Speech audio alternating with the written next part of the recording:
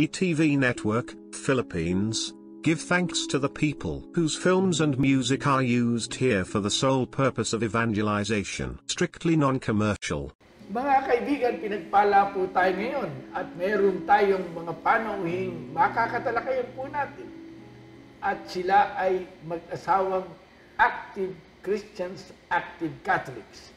Ang tinutukoy ko po ay ang ating kapatid na si Rick Berza at ang kanyang may bahay, si Teody Berza. Sila po ay mag-asawa na may 4 na anak. Nakatapos na po lahat sa pag-aaral itong mga anak nila. Kaya po sila naman, sa awa ng Diyos, ay maginawa at maligayang nabubuhay na matatawag nating mga retirees. Si Rick po ay retiree sa kanyang trabaho sa bangko. Si Teody naman po, tukayo ko po si Teody, Teodora po siya, ako Teodoro. Ano po? Si Teody ay isang dating businesswoman. Ngayon na po, ang kanilang buhay iniuukol na nila sa paglilingkod sa sambayan ng Kristiyano, sa ating simbahan. Halimbawa po si Rick ay isang lay minister sa kanyang parokya sa may Brookside Hills Subdivision, Sacred Heart Parish, sa Diocese ng Antipolo. Kaya sila po ay aktibong miyembro. Kaya sila po ay makakatalakayan natin. Meron ba kayong gustong sabihin, itanong, Teody, Rick? Unang-una, nagpapasalamat kami at kami ay nandirito ngayon sa inyong harapan na nakinig sa inyong mga paliwanag kanina ho. Maganda po, talaga hong very practical, ginagawa natin sa pang-araw-araw na buhay na bilang Kristiyano. Ang gusto ko lang po sanang maitanong sa inyo, Bishop, ay yung pong pinaliwanag nyo about owner's manual. Ano po? Ito nga ho yung sinasabi natin na binigay sa atin ng Panginoon na parang sundin para maayos natin yung bilang buhay Kristiyano. Yung pong ating 10 utos, no? Ang gusto ko lang po sanang maintindihan din po, although pinapaliwanag din po sa atin to ng mga iba nating mga naging ng mga bishop din po, no? Yung despite na meron na po tayong panuntunan, no, owner's manual, binigyan pa rin tayo ng Diyos ng freedom, no, ng kalayaan upang gawin yung ating dapat gawin, no? In short po, pwede ho rin tayong gumawa ng hindi mabuti, no? Magkasala. Kung tutuusin, no, base doon sa kanyang panuntunan, no, owner's manual, kung susundin lang natin yon, maayos na magiging takbo ng buhay natin. Pero despite that, meron pa rin hong binigay ang Diyos ng freedom to do our own will. Well, kasama na po yun sa ating pagkatao. Alam mo, yung ginawa ng Diyos ay hindi hayop na may instinct lang ka natin. Yung instinct ng bawa, yung leon, kapag kayan nagutom, maghahanap talaga ng makakain yan. Malas ka na lang kung ikaw natapatang nakita sa oras ng kanyang kagutuman. Baka, walang kanyan, walang kalayaan yan. Instinct lang yun. Kanya, wala namang death penalty para sa leon. Kapag napigilan siya, nakapatay siya, hindi naman sinasabi, oy, kaway gumawa ng masama, nakakapapatayin ka na rin. Hindi po. Ha? Hindi rin gumawa ang Diyos ng robot. Hindi ka naman robot. Ang robot, kukwerdasan mo, at susunod lahat yan. Makukomputan mo yung robot at susunod sa lahat ng command. Ang ginawa ng Diyos ay tao. At ang isa sa pinakamalaking katangian ng tao, buhay niya dito sa lupa. Ang talagang napaka-precious na katangian ay ang kanyang kalayaan. Halimbawa, kayo ni Teody, ang dami mo naman pwedeng pakasalan. Di ba? Kung isipin mo. Pero tuwan-tuwa si Teody na siyang napili mo. Di ba? Nandoon ang merito. Yun ang taglangan. Nagpapaligaya na kinusa mo. Kung alam mo, pinakasalan mo siya, dahil may nakatutok na baril sa likod mo. Naku, kung hindi magdiriwag niya ng 25th wedding anniversary. Sabi niya 25th wedding kidnapping anniversary. Hindi well. Kanya, yan napakahalaga. One of the most precious gifts of God to us is precisely freedom. Gusto niya na ikaw, tao ka, mabuhay ka bilang tao. Maging malaya ka at sumunod ka sa akin ng malaya. Nandiyan ang kaligayahan ng tao. Pero ikaw ay binigyan ng malayang kalooban. Kanya salamat sa Diyos. Ay, pwede mo abusuin. Lahat ng mabubuting bagay, talagang pwede mo abusuin. Ito, mabuti ito, lalagyan ng inumin. At nakatutulong ito. Meron ka rin.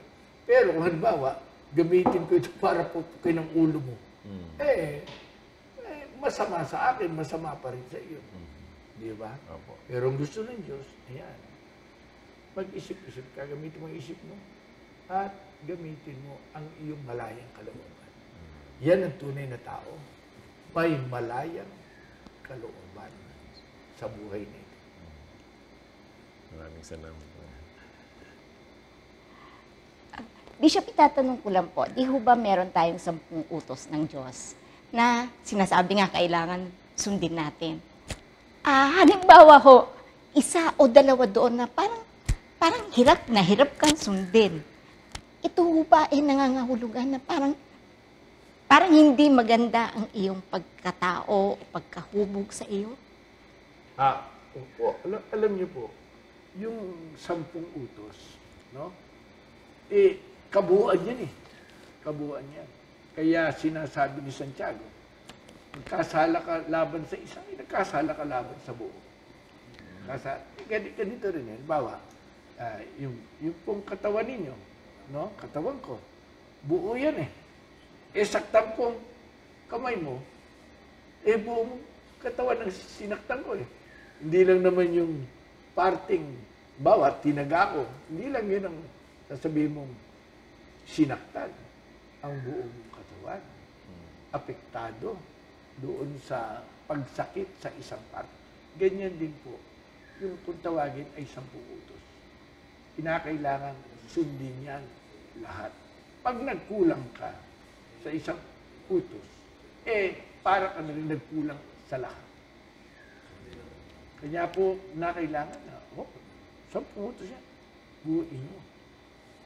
Bawa, hindi mo pwedeng sabihin, hindi ko naman na siya, di ba? Naka 90% ako. Hindi.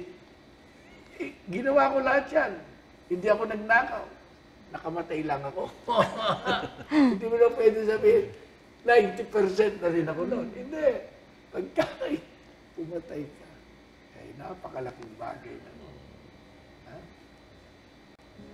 Kasi, Bishop, minsan ang napakasimpleng kautusan, minsan ang hirap sundin yung love your neighbor. Kasi minsan, dahil nga sa kapaligiran natin, yung mga factors na naandyan, yun ang nagiging cause ng ating hatred, anger, tapos revenge.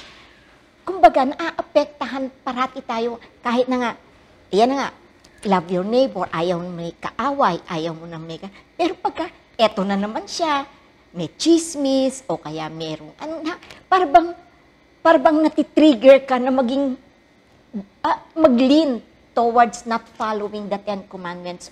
Although after that, siyempre pagsisisihan niyo parati na ano na naman ako, nasubukan na naman ako. Hindi ko na. Kaya linawin natin. Nandiyan ang utos. Yan ay susundin natin. Hindi sinasabi ng Panginoon na madali lagi ang pagsunod sa kanyang utos. Hindi. Sa katunayan, bahagi po ng ating pagiging tao sa makasalanang mundo ito sapagkat napasok na po ng kasalanan sa simula pa lang. At hanggang ngayon, patuloy ang pasok ng kasalanan dito. No? Bahagi na kung tawagin ay tukso. Temptation. At ang tukso ay hindi kasalanan. Kahit na napakatindi ng tukso, Kwento po kay San Francisco. Meron daw siyang nagkaroon ng tukso laban sa laman. Kahit na po, banal na siya eh. Nagkaroon pa rin ng tukso. Abay, bandang huli, ang ginawa niya eh, inihagis niya ang kanyang sarili doon sa mga matinik na rosas. Tinik na rosas. Para magapi, para matalo niya yung tukso. Ang nakatutuwa, pasistoring ito, kung pupunta kayo sa Assisi, sinasabing, yung rosas na yun na matinik, kung saan itinapo ni San Francisco ang kanyang sarili. No? Nawala ng tinik. Nawala ng tinik. Ang ganda-ganda. Oh, pero, tayo po lahat eh. Sino ba naman ang hindi natutokso dyan sa buhay? Kasi ito si Rick, mahal na mahal ka.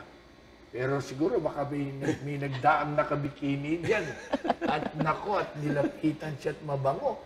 Abay talaga naman baka matutokso. Tukso lang, hindi nagkakasala. Kahit na matutokso siya, tapos sabihin niya, ay hindi, kay Tiyodi lang ako. Yun. Napaglalabanan ang tukso. Kanya napakalaking bagay sa Diyos. Kapag isang tao na tinukso, katulad ni Kristo, pati na si Kristo tinukso. Ngunit sabi sa atin ng banal na kasulatan, but without sin, hindi nagkasala.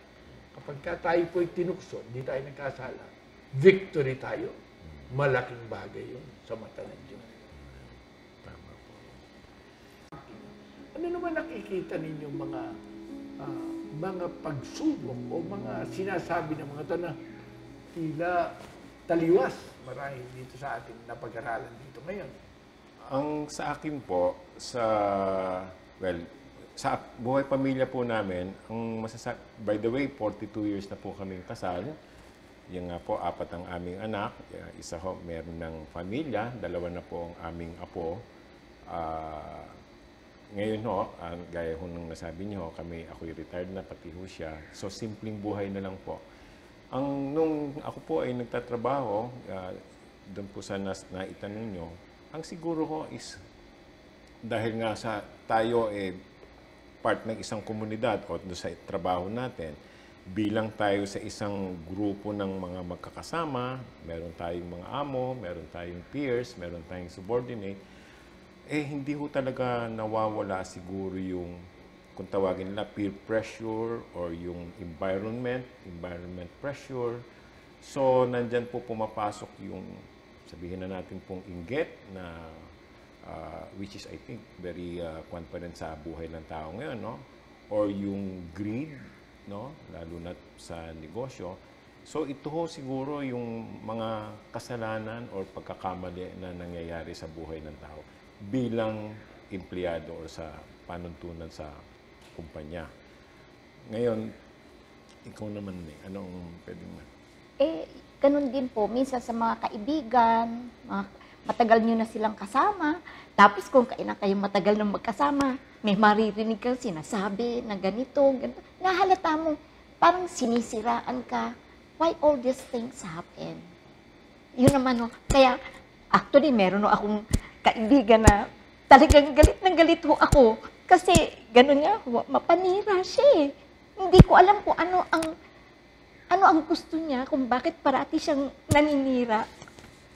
Yun lang po. Kaya yun ang tukso sa akin na nawawala ako sa sarili, nagagalit ako, nasisira yung aking sometimes disposition. Di ho ba kasi pagka nakarinig ka na naman ng sinasabi niya, masisira ka na naman. Alam niyo po, talagang bahagi yan ng ating kalagayan ngayon bilang mga tao. No? Dahil mga tao nga po tayo dito sa makasalanang mundo ito, hindi mawawala yan.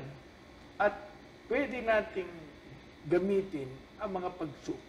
Pag may pagsubok, dalawang pwedeng attitude natin yan. Hadlang sa kabutihan mo o hagdan sa lalo mo ikabubuti. No?